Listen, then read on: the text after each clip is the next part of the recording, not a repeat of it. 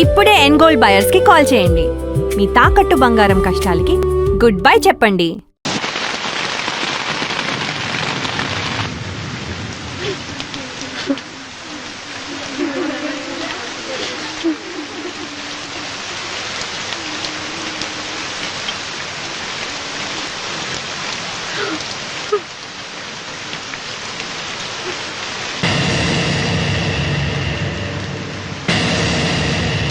అందరికీ నమస్కారం. ఇది మా పెదనాన్న సంతకం పెట్టిన దస్తావేజు. అక్కడ మా నాన్న లేడు, ఇక్కడ మా పెదనాన్న లేడు. కానీ మా పెదనాన్న మా నాన్న దగ్గర 50 లక్షల డబ్బు, 40 ఎకరాల పొలం తీసుకున్నాడు. ఏ లోకేశ్వరరావు చెప్పు. అవునండి, నేను సాక్షి సంతకం చేశాను. ఈ అప్పు ఎలా తీరుతుందో ఆ ధర్మాత్ముడి శవం అక్కడి నుంచి తీసేలోపు చెప్తే బాగుంటుంది. బిక్షపతి మతుందా నీకు? ఇదేనా అడిగే సమయం? ఆయన తగలబడిపోతే ఆయనతో పాటు ఈ నిజం తగలబడిపోతుంది. మా అన్నయ్య ఆ ధర్మాత్ముడు రక్తం పంచుకుంటాడు. ఏమయ్యా లోకేశ్వరరావు, మా అన్నయ్యకి మిగిలిన ఆస్తి ఏమిటి? ఈ ఇల్లు తప్ప ఏమీ మిగలలేదండి. సరే, 40 ఎకరాల కింద ఈ ఇల్లు పెట్టుకుంటాను. మిగతా 50 లక్షలు ఎలా ఇస్తావన్నయ్యా? ఏంటో నువ్వు మాట్లాడేది? మా రావుని ఒట్టి చేతులతో నడురోడ్డు మీద నిలబెడతావా? సరే, డబ్బు వద్దు, పొలం వద్దు, ఒక్కటిస్తే చాలు. ఏంటది? అది సీత దగ్గరుంది. అది ఇస్తే 50 లక్షల బాకీ రద్దు చేసుకుంటా. సీతారత్నం పుట్టింటి వాళ్ళు పెట్టిన 7 వారాల నగలున్నాయి. అవన్నీ నాకు ఇచ్చేస్తే నేను సరిపెట్టుకుంటాను.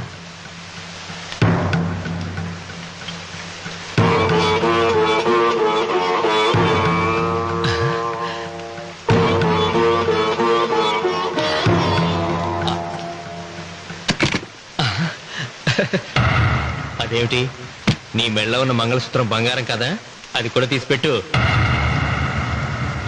అన్నయ్య తీసేమని చెప్పు. రేయ్, నువ్వు కట్టాల్సిన మా రావుడు కట్టాలని ఖచ్చితంగా కదా ఈ పని చేస్తున్నావు. తప్పు మాట్లాడుతున్నావు శాస్త్రి. నాకు ఆ తాళి అక్కర్లేదు, ఆ 50 లక్షలు కట్టమను. మీకందరికీ చేతులెత్తి మొక్కుతున్నారు. ఒక ఐదింటి ఇల్లాలి 5వ తనాన్ని కాపాడండి. మీకోసం తన సర్వస్వాన్ని మీకు దానం చేసి కొడుకును ఒట్టి చేతులతో నిలబెట్టారు మా శివరామకృష్ణ గారు. మీరందరూ ఇంటి మూలంగా లాభం పొందిన వారే. ఆ ఇల్లాను మంగళసూత్రం తీయకుండా కాపాడండి. దయచేసి మీకు కొంచెం సహాయం చేయండి. భక్తులు, నీకేమైనా సిగ్గుండదా? కడుపుకు అన్నం తింటాడావా, గడ్డి తింటాడావా? దానం ఇచ్చినట్టుది తిరిగి పీక్కుంటావా? ఊరికేనే ఇచ్చాడా? పుణ్యం కోసం ఇచ్చాడు. సత్యాక తిరిగి ఇవ్వమంటే ఎలాగండి? ఎవడు దానం చేయమన్నాడండి? ఒళ్ళు కొవ్వెక్కి దానం చేశాడు. అన్నం పెట్టి తిన్నది కక్కమంటే ఎలాగండి? సోము తమ్ముడిది సోకేవా అన్నగారు అనుభవించారన్నమాట. ఏమైనా నిలబడి చూస్తుంటారు సిగ్గు లేకుండా. ఈయనే ఉంటే మన గుండె అని విక్కుంటారు. మనం వచ్చే పట్టుకొని అడుగు తినాలి.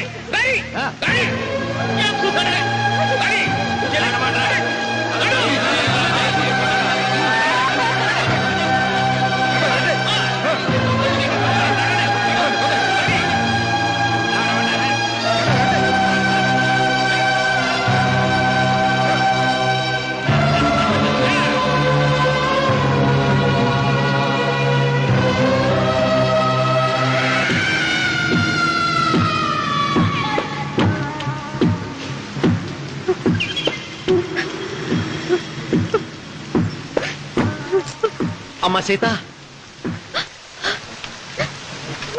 భిక్షపతి, మా వియ్యంకుడు బాకీ ఉన్న 50 లక్షల డబ్బు, 40 ఎకరాల పొలం నీకు నేనిస్తాను. సరేనా? సరే.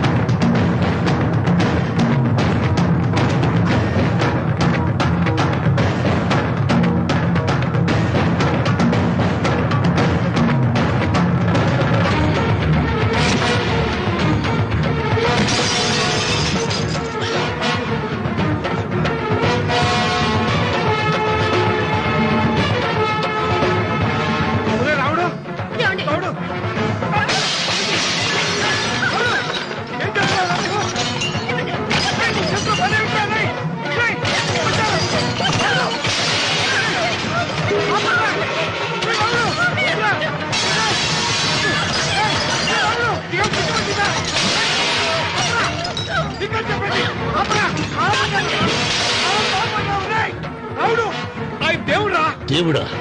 ఆయన దేవుడే అయితే 24 గంటలు శివ పూజ చేస్తూ దాన ధర్మాలు చేసిన మా నాన్నకు దిక్కులకి సవరిస్తాడా? దేవుడి పట్ల అపచారం చేయటం మహాపాపం రా.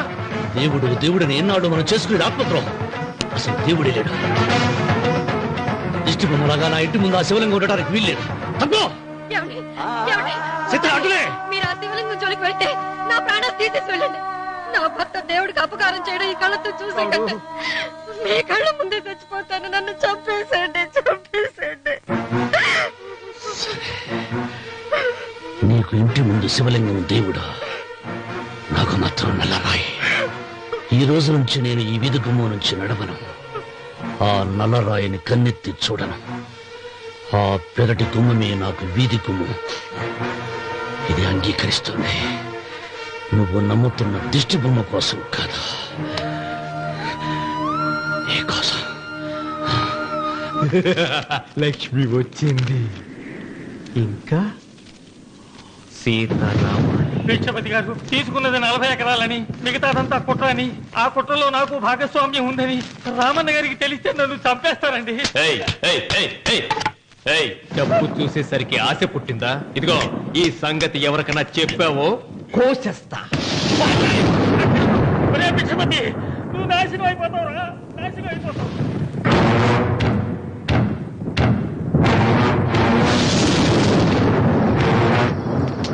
ఇంత రాత్రి పూట ఎక్కడికి వెళ్తావు నాయనా? నీకు తెలీదమ్మా, తెల్లారేలోగా ఊరు వదిలి పారిపోకపోతే ఆ భిక్షపతి మనల్ని చంపేస్తాడమ్మా.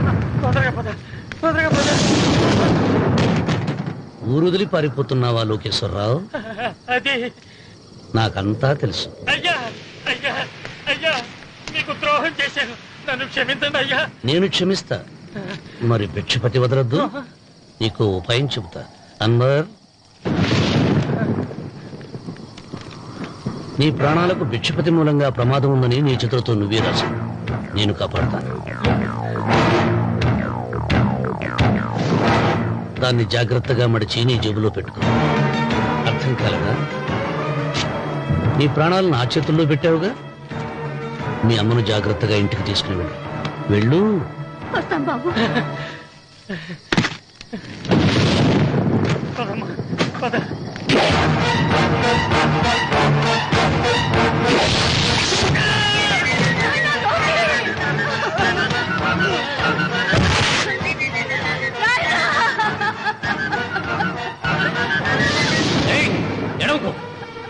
ఎడవకో. కన్నీళ్లు పెట్టేంత గొప్ప చరిత్ర కలిగిన వాడు కాదే నీ కొడుకు. అన్నం పెట్టిన మా నాన్న చావు కారణమైన వాడు. నీ కొడుకును భిక్షపతి చంపాడని పోలీసులకు చెప్పాలి. అప్పుడే బ్రతికినంత కాలం నీకు నీ మనవరాలకి ప్రాణభిక్ష పెడతా. లేకపోతే అలాగే బాబు. అన్వర్, అయ్యా, వీడి శవాన్ని తీసుకెళ్లి భిక్షపతి ఇంటి ముందు పడే.